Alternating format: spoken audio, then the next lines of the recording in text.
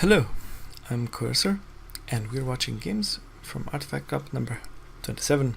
More specifically, we're watching the finals between Tren and TenthWave. We've seen the first game in this best of 5 series, and now it's time to move on to the next one. Well, to the second one. Tren and TenthWave will be clashing on Kalash Teeth this time around. Now Tren won the first game. It'll be interesting to see how the balance between these two players will turn out on this smaller map. So Tren will be playing as the Knef and TenthWave will be playing as the Coalition, and we'll watch this match from Tenth's perspective. There we go. Let's switch to protection.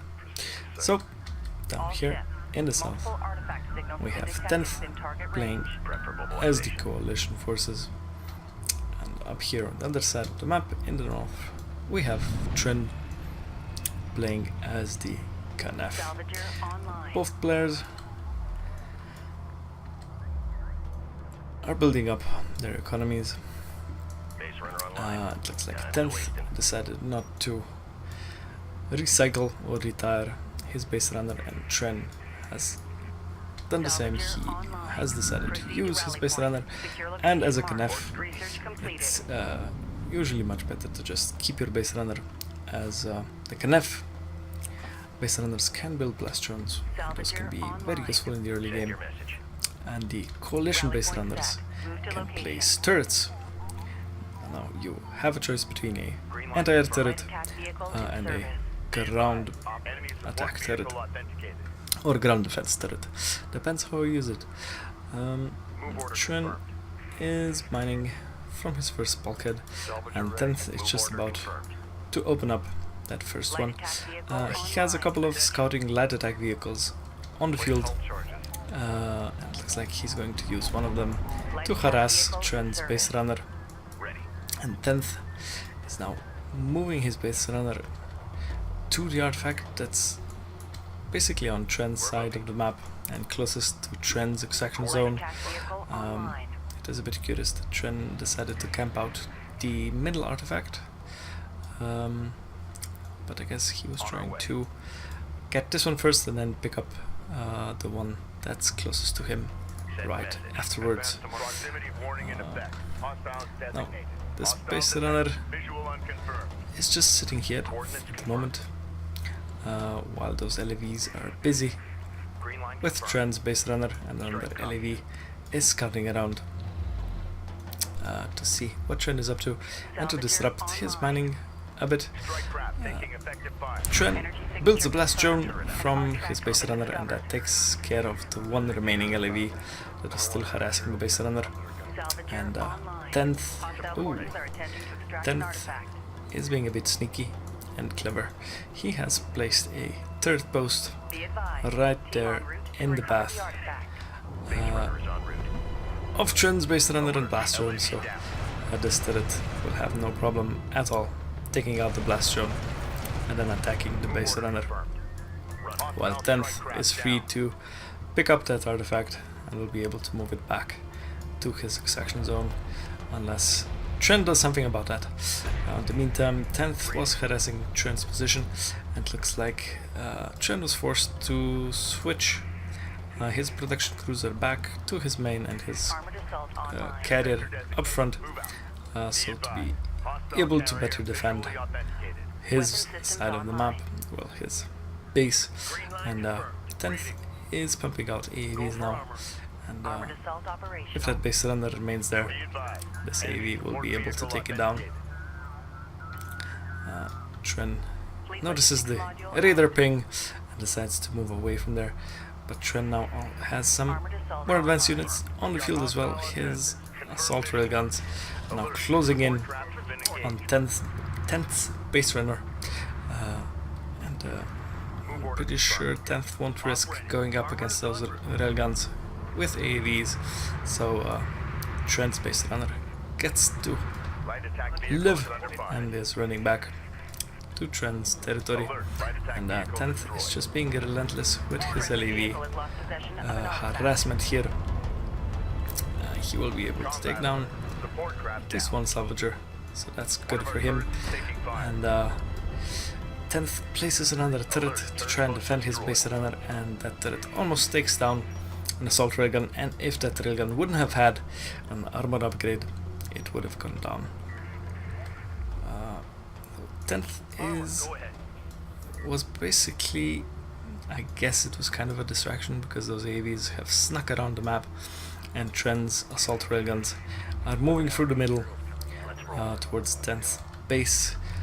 Let's see what 10th is researching. He is going for power reserve 1. I think he knows that he is in for a retaliatory strike by Tren, but as soon as those AVs are noticed by Tren, and 10th goes immediately for Tren's salvagers, quickly takes down one, and he places those AVs up here in this slight elevation, and that is enough to provide these AVs with a high ground advantage, so they deal more damage and they are more accurate when firing. Tren decides that his forces are better served in attacking 10th's base, and that support cruiser is in a lot of trouble. Those assault railguns, will it get away? It's very close. Oh no. Support cruiser goes down to that assault railgun fire, and now Tren is focusing on 10th's salvagers, and it looks like we are having a bit of a race in who can kill more salvagers, and 10th is pretty much winning this little competition. He has taken out all of Tren's salvagers, while Tren has taken out 2 in 10th base, and now 10th of course has a bit more power in his carrier, but I think he is busy microing both those AVs and his carrier to block these assault railguns. And now he did put some more power into his range systems, and his carrier is able to hit those assault railguns without moving too much, and that probe is providing vision in any case. So Tren loses all but one of his assault railguns. He has 2 more on the field, and 10th has another artifact on the way to his extraction zone, and this will be very close. If those assault railguns fire in time, this base runner won't make it, but it just manages to move into the extraction zone and capture that artifact for 10th, so he now has even more power available for his carrier, and Tren in the meantime is forced to build up his salvager fleet. Let's look at the resources here. Tren is very low on CUs, but he has quite a few RUs stocked up, but I'm afraid he will be forced to build salvagers, while 10th, I think he lost just 2 in his main, and now he's just happily rebuilding his expansion. Salvagers, now this base runner is blocked in by this turret post. It is placed extremely well here.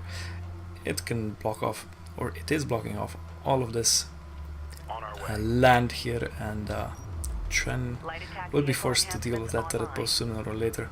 It'll be interesting to see how he does that. Tren is sneaking some assault railguns out in the back of 10th's side of the map, and 10th does have a couple of scouting LAVs out, and that should spot that assault railgun, and that probe is also there to provide vision and some scouting for 10th, and it looks like Tren is going to try and take out this turret post with those assault railguns and then move that base runner, and indeed the base runner starts moving just as these assault railguns get closer to the turret post. Now it remains to be seen if 10th will attempt to micro that turret post and take out the base runner. It looks like the turret will just fire on its own, and I'm actually not sure if you can tell the turret what to attack. I assume you can. It's been a long time since I've played Coalition, and those turrets can be quite nasty if placed well, and this one definitely was.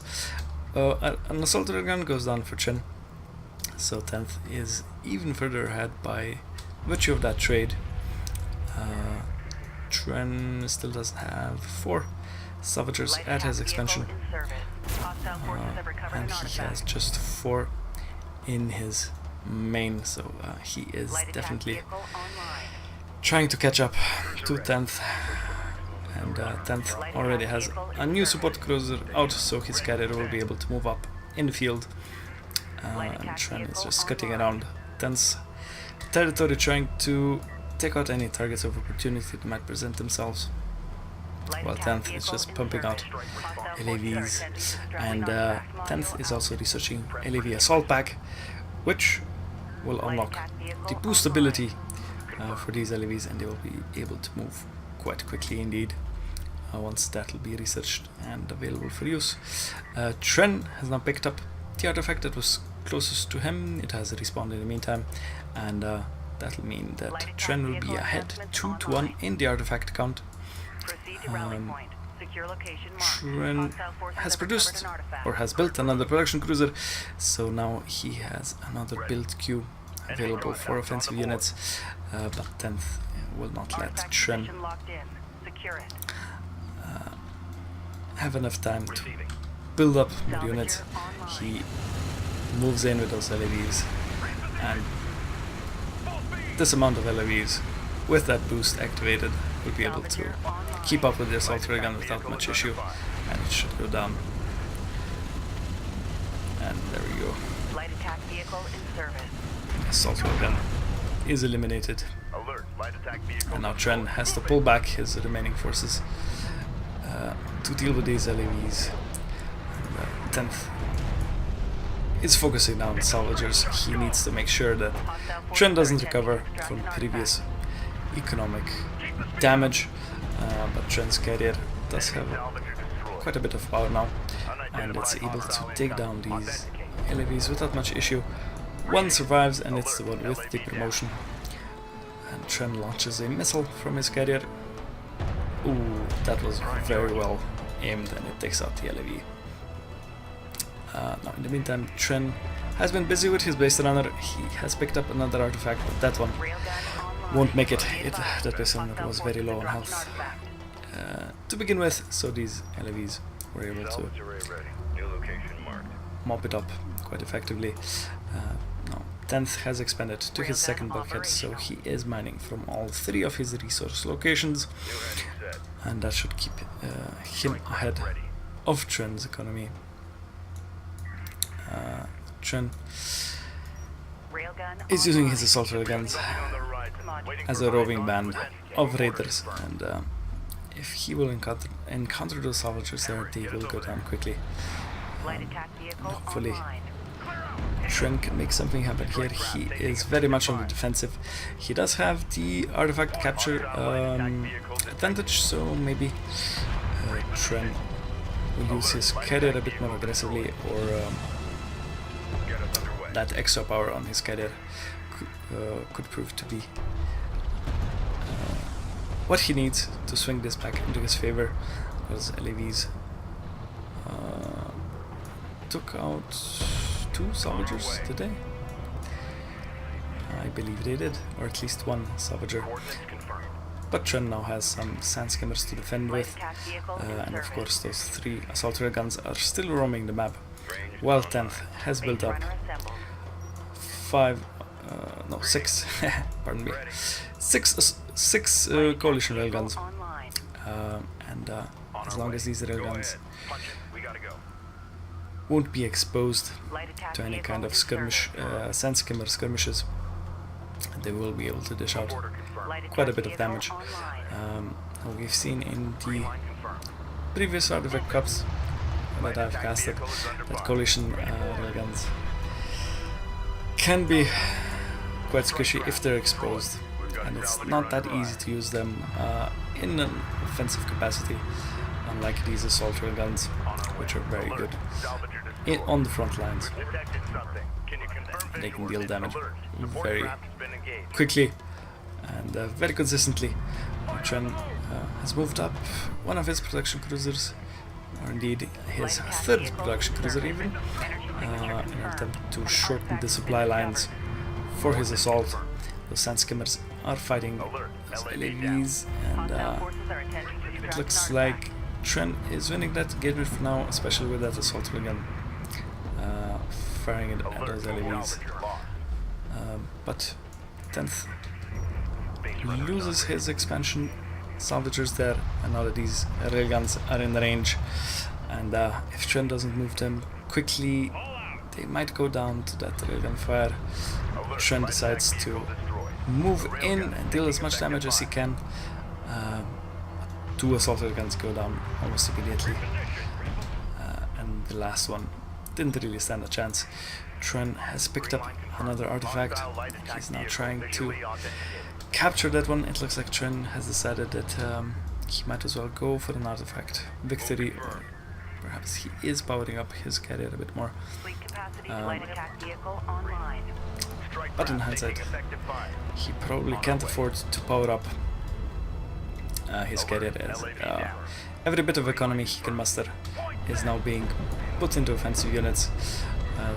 The sand skimmers and the assault railgun, well, assault railguns and Tren's base runner now rerouted into 10thWave's side of the map, because Tren did see that force of LAVs and railguns move across the map. He didn't want to risk that base runner, and now he has turned that escort mission to full-blown assault in 10th's position, but 10th has a powered up coalition carrier and supported with LAVs. Support cruiser healing his units. It looks like 10th won't have much of an issue defending his base, but in the meantime Tren is in quite a lot of trouble. He has 6 coalition railguns right in his face, and as long as 10th keeps moving them in unpredictable ways, Tren will have a lot of trouble hitting them with those Knaff missiles, and those railguns are just pounding Tren's carrier health. These railguns now have the high ground advantage. They're dealing more damage to the carrier, and Tren won't be quick with those missiles. I mean, he can't be quicker, he has to wait for the reload. Oh, this will be very close. He could lose his carrier to this railgun attack. Those 2 railguns, oh, those 2 shots just managed to take down Tren's Knaff carrier, and Tren is defeated in this best of 5 series, and 10th takes his first victory, so the score is now 1-1. Wow, this I didn't really expect. On 10th winning on Kalash Teeth. But all of these little things with that turret placed there definitely provided enough of an advantage or distraction so that he could make other things happen on the map. And wow, now it'll be very interesting to see what happens in game number 3.